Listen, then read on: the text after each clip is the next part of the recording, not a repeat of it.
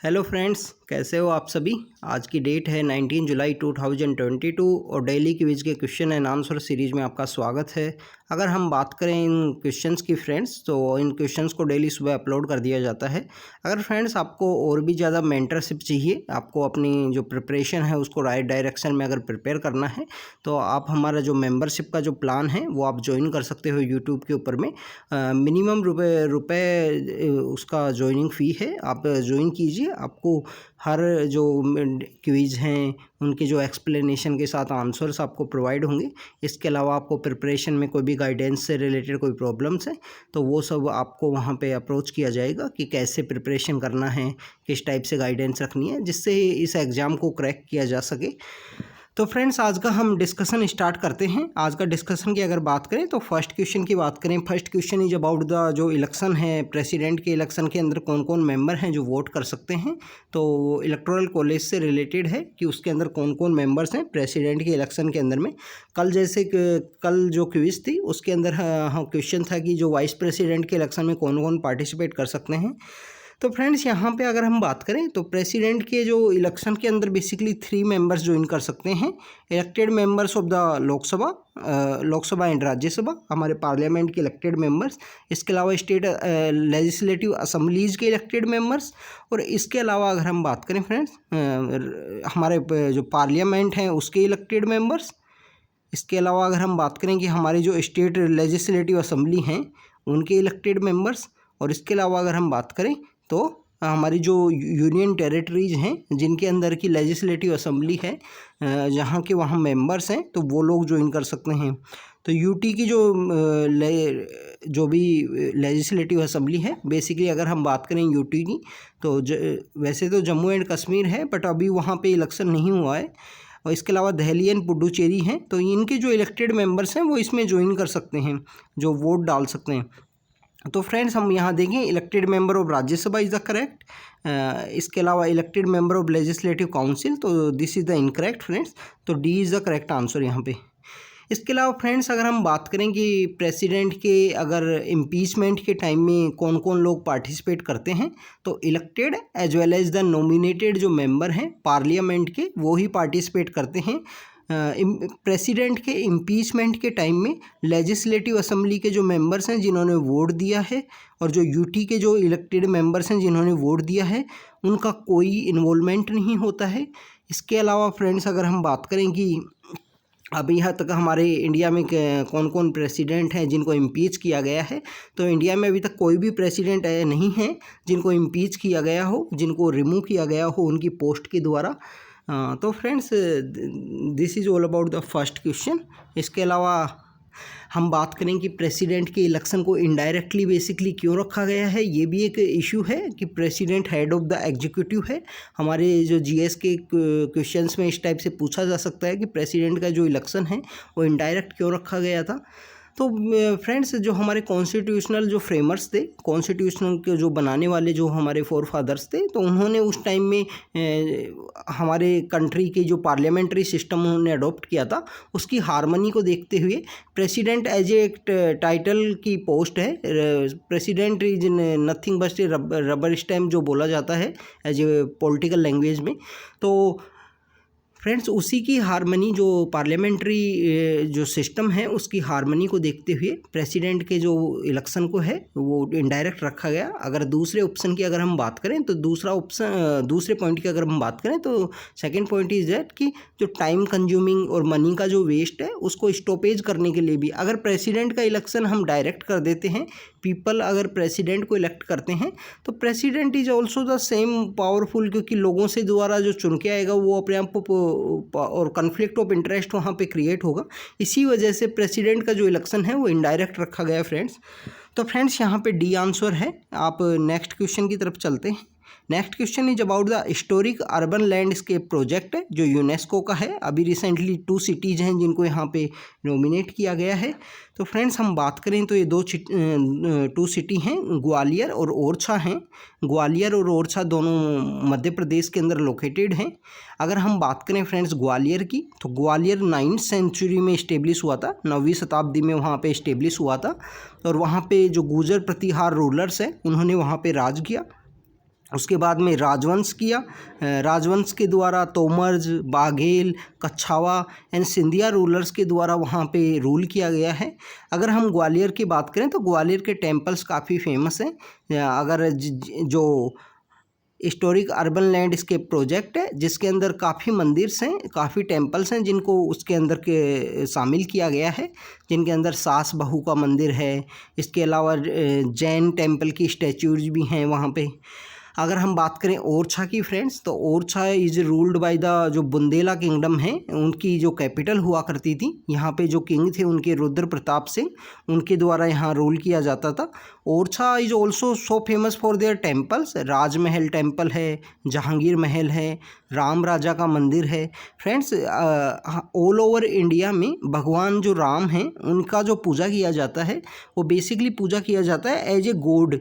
But अगर हम बात करें ओरछा की, तो ओरछा के अंदर जो भगवान राम हैं उनको एज ए किंग के रूप में वर्शिप किया जाता है। राम राजा मंदिर है वहाँ पे। एंड इसके अलावा फ्रेंड्स हम बात करें कि इन दोनों सिटीज़ से पहले भी अजमेर अजमेर एंड पुष्कर है, वाराणसी है और हैदराबाद है, इनको भी 2015 में रिकमेंड किया गया था यूनेस्को के जो अर्बन लैंडस्केप प्रोजेक्ट के लिए।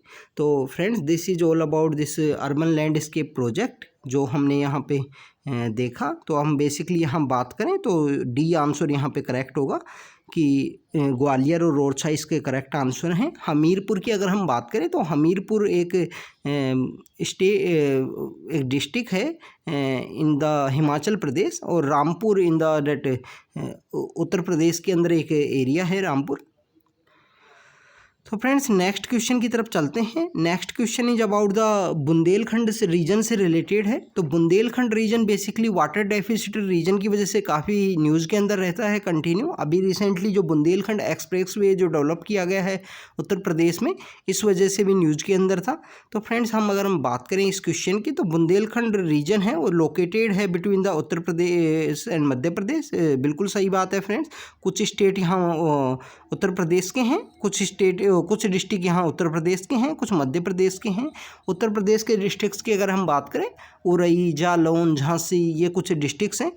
इसके अलावा अगर हम मध्य प्रदेश से बात करें तो दतिया और ये कुछ एरियाज़ हैं जो बुंदेलखंड का पार्ट हैं। और एज ए रीजन का 2016 के प्रीलिम्स के अंदर में एक मैज़ा कॉलम करवा लिया गया था जिसके अंदर बुंदेलखंड, बाघेलखंड, इन सब एरियाज़ के बारे में क्वेश्चन था।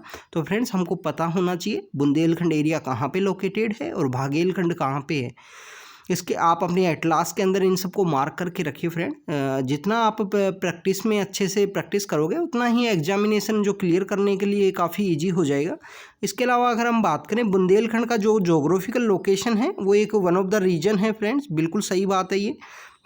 अगर हम बात करें बुंदेलखंड जो इंटीरियर ऑफ द लैंड के अंदर लोकेटेड होने की वजह से जो हमारा साउथ वेस्ट मानसून है वो भी यहाँ पर जो रेनफॉल है वो नहीं लेके जा सकता। जो मॉइस्चर वाली जो रेन बियरिंग विंड्स हैं वो वहाँ तक नहीं पहुँच पाती हैं, उससे पहले उनका जो मॉइस्चर है वो ख़त्म हो जाता है। इसके अलावा नॉर्थ ईस्ट मानसून है वो भी वहाँ पे नहीं पहुँच पाता है। तो फ्रेंड्स, यहाँ पे अगर हम बात करें तो बोथ है, 1 and 2 इज़ द करेक्ट है यहाँ पे। तो 3 ऑप्शन की अगर हम बात करें तो यहाँ पे सी इज़ थर्ड क्वेश्चन की बात करें तो सी यहाँ पे करेक्ट है फ्रेंड्स। तो फ्रेंड, नेक्स्ट क्वेश्चन की तरफ चलते हैं। Next question is about the Ashok Dalwai committee से रिलेटेड है। अशोक दलवाई कमेटी फ्रेंड्स, आपको याद होगा कि 2022 में जो फार्मर्स की इनकम है उसको डबल करना था। तो 2022 के अंदर जो फार्मर्स की इनकम को डबल करने 2022 में जो फार्मर्स की इनकम को डबल करने से रिलेटेड है अशोक दलवाई कमेटी। अशोक दलवाई कमेटी ने बेसिकली ये माना था कि जो एमएसपी है, मिनिमम सपोर्ट प्राइस है, जो क्रॉप्स के प्रोडक्शन के ऊपर दिया जाता है गवर्नमेंट के द्वारा, तो एमएसपी इज़ नॉट एनफ उनकी जो फार्मर्स की जो इनकम है डबल करने के लिए। क्योंकि अशोक दलवाई कमेटी ने माना कि जो एमएसपी है वो अलाइड सेक्टर्स में नहीं दिया जाता है, ओनली क्रॉप्स के ऊपर ही दिया जा रहा है, अलाइड सेक्टर्स के अंदर नहीं है इतना।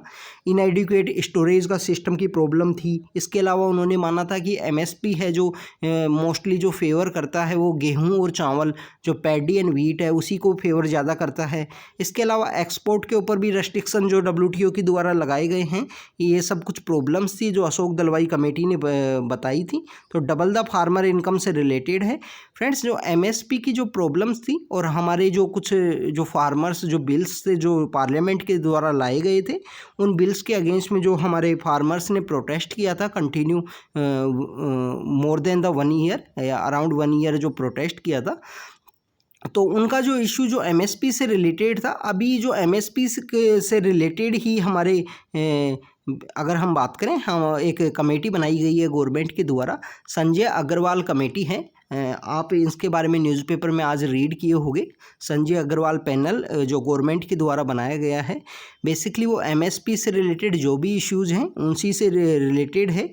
तो आप फ्रेंड्स ऐसे जो कमेटीज़ हैं इनको जब आप जीएस के आंसर के अंदर अगर आप कोट करोगे तो वहाँ पे आपके लिए काफ़ी सही हो जाता है। तो संजय अग्रवाल जो हमारा पैनल है वो बेसिकली गवर्नमेंट के द्वारा रिसेंटली बनाया गया है, जो बेसिकली एमएसपी के इश्यूज़ के रिलेटेड है। तो फ्रेंड्स नेक्स्ट क्वेश्चन की तरफ हम चलते हैं। यहाँ पे जो है बेसिकली सी आंसर है। नेक्स्ट क्वेश्चन की तरफ चलें तो नेक्स्ट क्वेश्चन में basically first of all friends incorrect statement पूछा है। आप क्वेश्चंस को केयरफुली रीड किया कीजिए, उससे हमको पता लगे कि करेक्ट पूछा है या इनकरेक्ट पूछा है। अगर हम बात करें कि फ्रेंड्स इसमें फर्स्ट स्टेटमेंट है सेंट पीटर्सबर्ग जो डिक्लेरेशन है जो 2010 में हुआ था, इसके अंदर भी टाइगर की पॉपुलेशन को इंक्रीज करने से, डबल करने से रिलेटेड था। तो फ्रेंड्स ये स्टेटमेंट तो करेक्ट है। अगर हम टाइगर रेंज कंट्रीज़ की बात करें तो 13 टाइगर रेंज कंट्रीज इसके अंदर इस डिक्लेरेशन में इंक्लूडेड हैं, बिल्कुल सही बात है फ्रेंड्स। चाइना एंड जो पाकिस्तान है वो टाइगर डोमिनेटेड कंट्रीज हैं। तो फ्रेंड्स चाइना और Pakistan, tiger dominated country China तो है बट पाकिस्तान नहीं है फ्रेंड्स। तो जो 13 टाइगर रेंज कंट्रीज हैं उसके अंदर में पाकिस्तान का जो नेम है वो नहीं है। अगर हम टाइगर रेंज कंट्रीज की अगर हम बेसिकली बात करें तो बांग्लादेश है, भूटान है, नेपाल है, इंडिया है, इसके अलावा Vietnam, Laos, Cambodia, Indonesia, Malaysia, China, ऐसे ये कुछ कंट्रीज है जो टाइगर रेंज कंट्रीज हैं, 13 के आसपास हैं। अगर हम बात करें कि ये इंडिया से जो बेसिकली ईस्ट साइड के जो कंट्रीज हैं जिसमें रसिया भी है, तो ये countries basically tiger range countries बोला जाता है इनको। तो फ्रेंड्स यहाँ पे डी आंसर होगा। अगर हम टाइगर की बात करें तो ग्लोबल टाइगर डे सेलिब्रेट किया जाता है फ्रेंड्स 29 जुलाई, जो अभी रिसेंटली आने वाला है। 29 जुलाई को ग्लोबल टाइगर डे सेलिब्रेट किया जाता है। और इसके अलावा अगर हम बात करें फ्रेंड्स टाइगर्स की जो पॉपुलेशन से रिलेटेड, इंडिया में जो टाइगर्स को प्रोटेक्ट करने से रिलेटेड प्रोजेक्ट टाइगर है जो 1973 में हमने स्टार्ट कर दिया था। 1973 में जो प्रोजेक्ट टाइगर हमने स्टार्ट किया था, प्रोजेक्ट टाइगर 1973 में स्टार्ट होने के बाद में वो कॉर्बेट नेशनल पार्क से हमने स्टार्ट किया। और कॉर्बेट नेशनल पार्क आपको पता होगा कि उत्तराखंड के अंदर लोकेटेड है। लार्जेस्ट जो टाइगर्स की जो पॉपुलेशन है वो वहीं पे है। इसके अलावा अगर हम फ्रेंड्स बात करें हमारे इंडिया में जो 50 जो टाइगर रिजर्व्स हैं, 50 टाइगर रिजर्व हैं, उनमें से कुछ टाइगर रिजर्व ऐसे हैं जहाँ पे टाइगर का कोई पॉपुलेशन नहीं है, जीरो है। मिजोरम है, मिजोरम के अंदर दाम्फा टाइगर रिजर्व है, बंगाल के अंदर बक्सा और झारखंड के अंदर पलमाऊ। ये 3 टाइगर रिजर्व ऐसे हैं जिनके अंदर जो टाइगर की पॉपुलेशन है वो जीरो है। इसके अलावा फ्रेंड्स अगर हम बात करें टाइगर की पॉपुलेशन की, तो इंडिया के अंदर जो बेसिकली इनका सेंसस किया जाता है और बहुत सारी जो टेक्निक्स हैं जो यूज़ की जाती हैं, तो हम इसके अंदर अगर हम बात करें तो हाईएस्ट जो इंडिया के अंदर जो पॉपुलेशन है वो मध्य प्रदेश के अंदर है। हाईएस्ट जो टाइगर की जो पॉपुलेशन है वो एमपी के अंदर है, फिर कर्नाटका के अंदर है, और उसके बाद में अगर हम बात करें तो उत्तराखंड के अंदर है। तो फ्रेंड्स आपको जब भी आप कोई टॉपिक को रीड करो तो इस तरीके से आपको पता होना चाहिए कि जो डायरेक्ट प्लस में इनडायरेक्ट लिंकेज आप इस्टेब्लिश कर सको। तो फ्रेंड्स यहाँ पे अगर बात करें इनकरेक्ट पूछा है इसलिए डी आंसर है। अगर करेक्ट पूछता तो 1 और 2 यहाँ पे करेक्ट होते तो सी आंसर होता, पर इनकरेक्ट पूछने की वजह से डी आंसर है फ्रेंड्स। तो friends this is all about today discussion. अगर आपको ये डिस्कशन अच्छा लगता है तो आप अपने फ्रेंड्स के साथ शेयर कीजिए।